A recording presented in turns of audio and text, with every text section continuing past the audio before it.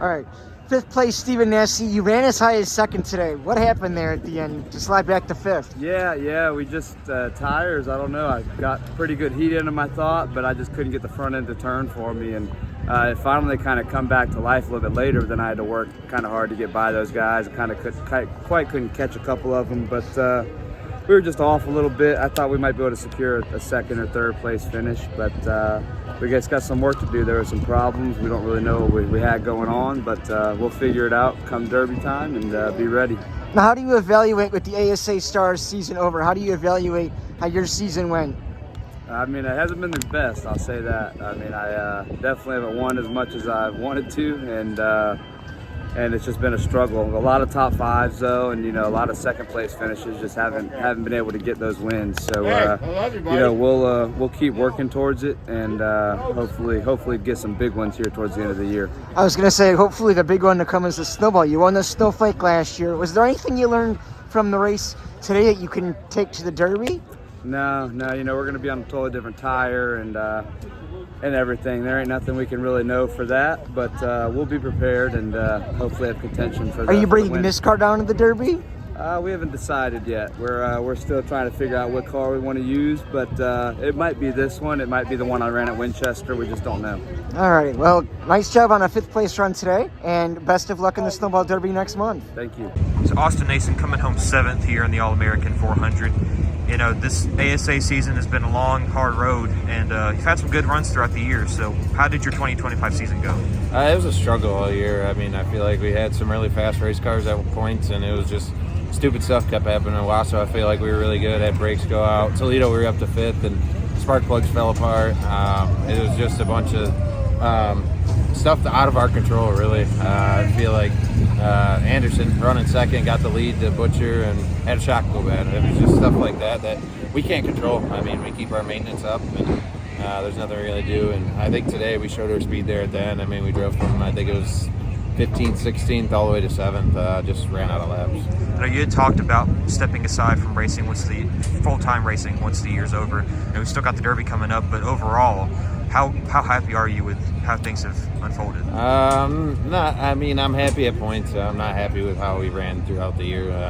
Like I said, we struggled, especially with this new tire that we run just down here on the 3. I mean, at home we were really good on the 2s still. So I'm happy at points, but like I said, it's time for me to step away. I got other things going on in life I really need to focus on, and like I said, I'll be at the Derby as I find some money to go. So that'll be the final one. I'll run maybe 3 races next year up at home, but it's time to step away and focus on my kids. I put myself first for a long time, and not saying I don't take care of my kids, but he wants to race, he wants to play hockey, so we're gonna go do that and have fun with that.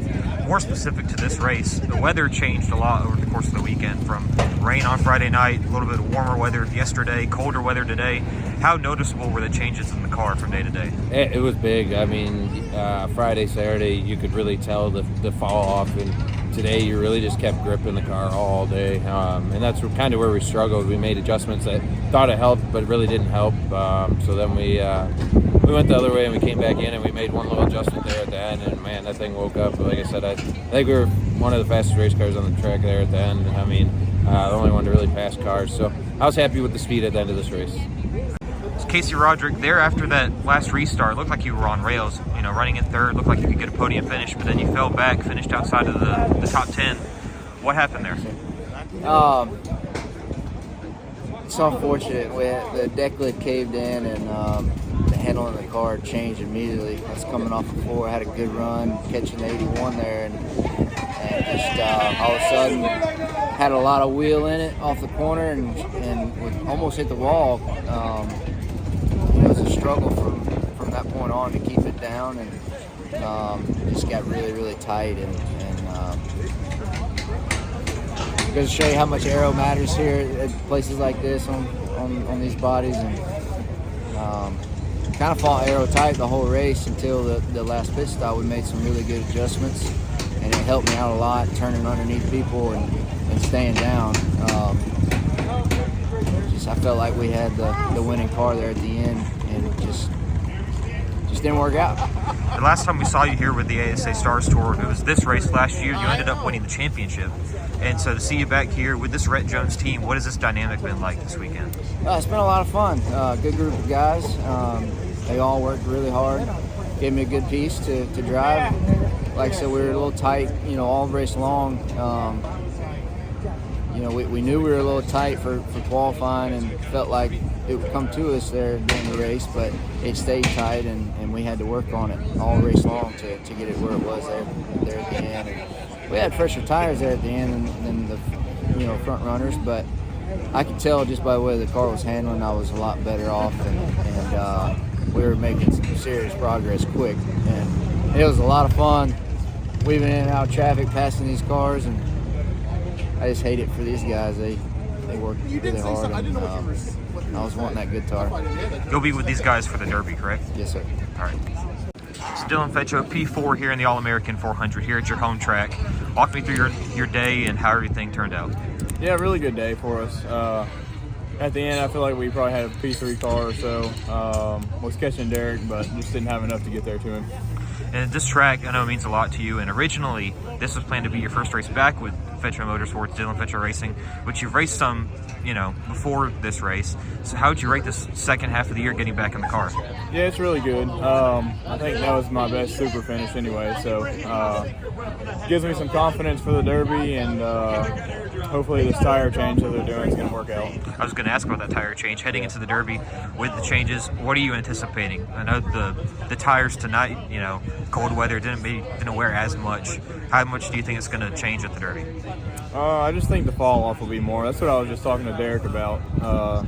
And he was at the testing on them, so he thinks they're going to race better and definitely put on a better show. So. Hi, everybody. Tom Bowles from Frontstretch. Good journalism isn't free. It takes time, resources, and dedication. We at Frontstretch are proud of all the motorsport stories that we do and want to be able to keep offering them to everyone without going to a subscription model. That's where we need help from those who have not only the passion for motorsports, but also the means to potentially help out an independent journalism outlet. If 400 people stopped right now and gave us $10, we'd be able to fund all our travel to all the racetracks that we cover for a month and bring you all these great videos that you see here every week.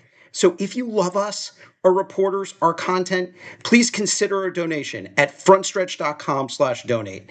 We're thankful for everyone's support, and we take seriously the privilege of bringing quality, unbiased motorsports coverage to all of you sitting there at home.